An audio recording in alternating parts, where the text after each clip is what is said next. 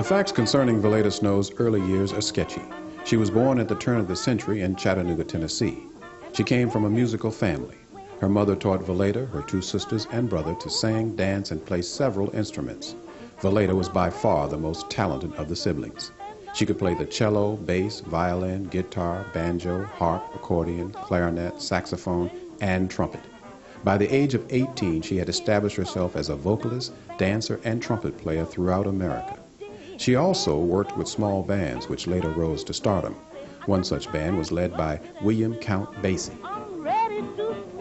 In 1924, Valaida made her Broadway debut in The Chocolate Dandies, a musical by U.B. Blake and Noble Sissle. The show was a failure. Only Valaida and a newcomer named Josephine Baker received decent reviews. They would remain close friends for years. In 1926, she followed Baker to Europe in Lou Leslie's Blackbirds. But her restless nature soon had her traveling the world with a jazz octet led by drummer Jack Carter.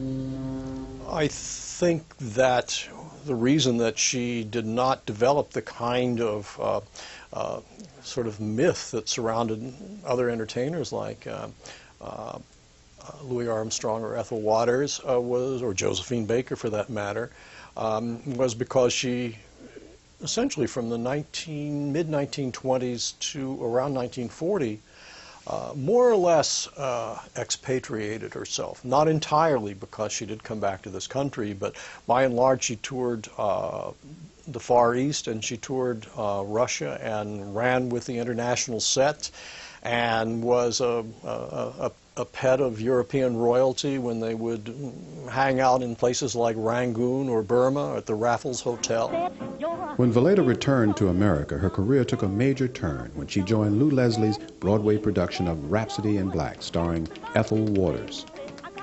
I went to the Paramount Theater, and I saw on the marquee, it said Ethel Waters, Valaida Snow, the Mills Brothers, the Berry Brothers. I said, gee, that's a great show. So I went by, got my ticket, went in to see the show at the Paramount Theater, and out came this beautiful lady, Valaida Snow. What an artist. She played trumpet, she sang, she danced, she did everything. And it was sort of like a little feud there, like family feud, because Ethel Waters didn't like anybody who got a bigger hand than she got. The feud continued for many years, and Valaida headed back across the Atlantic to England to join a retooled production of Blackbirds. The show was a big success. Critics and musicians alike were crazy about Valaida Snow. W.C. Handy gave her the handle Queen of the Trumpet. Frankly, I don't know a single soul today who remembers Valaida Snow that clearly. I was lucky when I was a very young man to meet her. And she was doing her old act. She sang, had a good voice, and then at the end of one of the songs, somebody came out with a pillow, velvet pillow, on which lay a trumpet. And she took that trumpet and picked it up and played like Louis Armstrong. Just almost shocking to hear her play it, pick it up and just da-da-da-da-da, it was brilliant with that. In the fashion of people in show business back in those days who were great, great stars, she played that part to the hilt. I mean, she had a European car, an open car, and she had a footman and a driver, and she had a pet monkey, and they were all dressed exactly alike. The driver, the footman, and the monkey were all dressed alike. And she took great pride in doing flamboyant things. She was back and forth from Europe to New York over and over and over again, and she shocked the community in show business, that is, by marrying I think a 19-year-old young man, which was quite shocking back in those days. She married a young man who was a very famous performer. He was part of a group called the Berry Brothers. Using the term shocking is putting it mildly. Her marriage to Ananias Berry would start a series of condemnations that would haunt their marriage until the end. The fact that the young man left his famous and financially successful brother act to work with Valaida didn't sit too well with his father. Valaida could never have anticipated the legal persecution she would face. More of this fascinating saga when we return. Welcome back to American Legacy, a television special.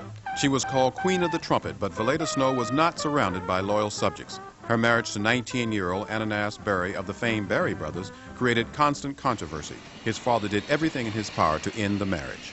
Now the next time I saw her was in Chicago at the Grand Terrace.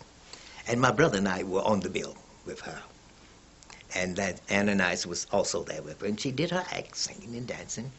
And she brought on Ananias Berry. And my brother and I, we did our little act. And whenever they would interview Ananias, he'd say, why do they think that way about age? Because this is a great woman. She's so versatile. I mean, she's not a woman that just like anybody. She had class, she had everything. So why would they criticize us just because of age?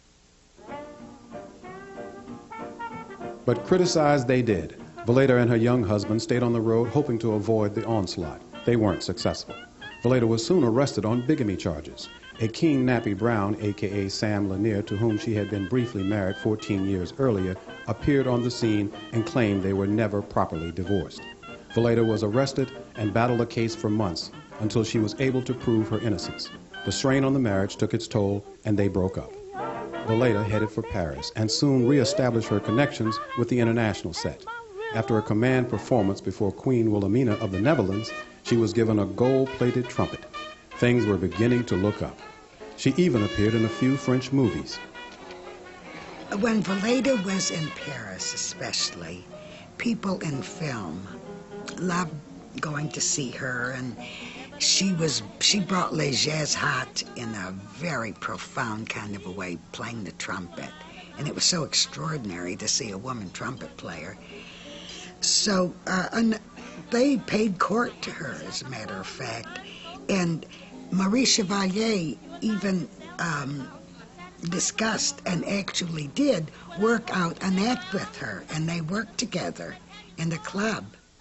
While working with Marie Chevalier, her friend and French resistance fighter Josephine Baker tried to warn Valaida of the Nazis' planned invasion of France. She wanted Valaida to go back to America, but instead she traveled to Denmark. Ironically, this was the first of 3 countries to fall to the Nazis. Valaida's luck had run out, and for 18 months she was the only black American in a German prisoner of war camp.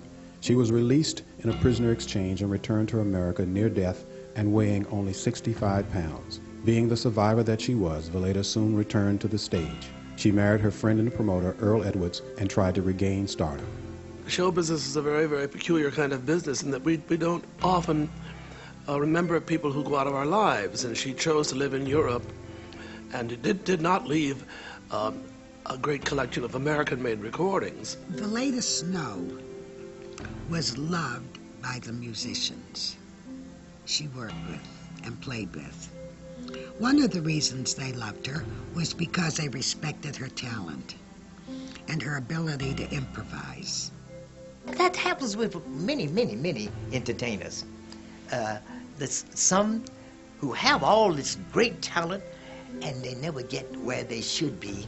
And you find another one who hasn't as much talent and become a great star. I've known it from the start.